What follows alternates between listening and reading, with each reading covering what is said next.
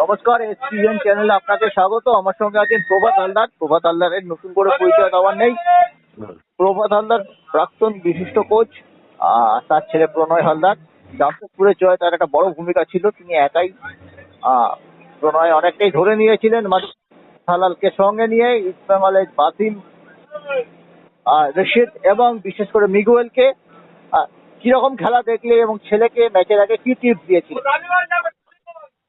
খেলা তো ভালোই দেখলাম, ভালো খেলা হয়েছে, নো ডাউট। আমার তো প্রথম কি বলবো, প্রথমে একটু কিছু তো অগোছালো ভাব লাগছিল, পরের দিকে অনেক কনস্ট্রাকটিভ খেলেছে এবং আমার ভালোই লেগেছে। আরো পাস খেলতে পারলে ভালো হতো, আরো ম্যাক্সিমাম নাম্বার অফ পাসে যদি আরো খেলতে পারতাম আর ভালো হতো, এটা তো অস্বীকার করার নেই। যাই হোক, খারাপ খেলেনি। কোন দিকটা আরো উন্নতি করা উচিত জামশেদপুরের? জামশেদপুরের সব ভালো, ওদের ফিজিক বলো, ওদের পাওয়ার স্টেজ, যেটা যেটা কোয়ালিটি, আমি বলবো ইন্ডিভিজুয়াল কোয়ালিটি খারাপ না, কিন্তু আরো টিম গেম খেলতে হবে, এটা হচ্ছে ব্যাপার। তার জন্য ম্যাক্সিমাম নাম্বার অফ পাসের খেলা প্রয়োজন, এটা আমি বারবার বলছি। হ্যাঁ, কেন একটা টিমকে তুমি দেখো, ফরেন যত টিমগুলো খেলে ম্যাক্সিমাম নাম্বার অফ এত পাস খেলে না, যে অপোনেন্ট মেন্টালি একটা রাফ চার্ট করে দেয় বাই পাসিং। অপোনেন্টকে ডমিনেট করা যায়, খুব সহজ পদ্ধতি একটা। সেটাতে ইউটিলাইজ করতে হবে। সেটার দিকে ভালোই হচ্ছে, খারাপ হচ্ছে না এটা বলবো না, ভালোই হচ্ছে, কিন্তু আরো ডেভেলপ করাতে হবে ওই জায়গাটা। ইস্ট বেঙ্গল কি অতিরিক্ত আত্মতুষ্টিতে ভুগছিল?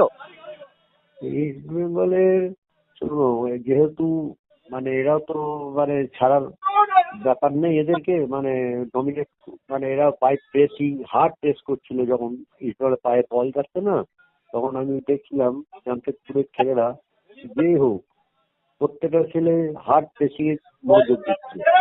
টোটাল একজন করছে না, টোটাল 5-6 জন মিলেই প্রেস করছে, যার জন্য ওরা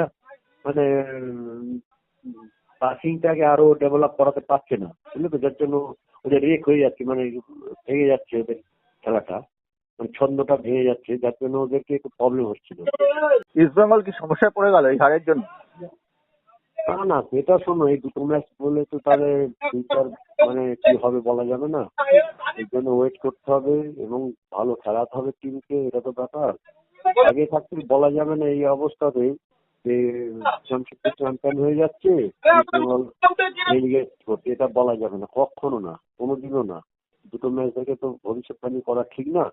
এটুকু বলতে পারি, দুটো টিমের ম্যাচ হলো, দুটো টিমই খারাপ না, দুটো টিমই ইন ফিউচার ভালো রেজাল্ট করবে, এটা আমার আশা। অনেক ধন্যবাদ।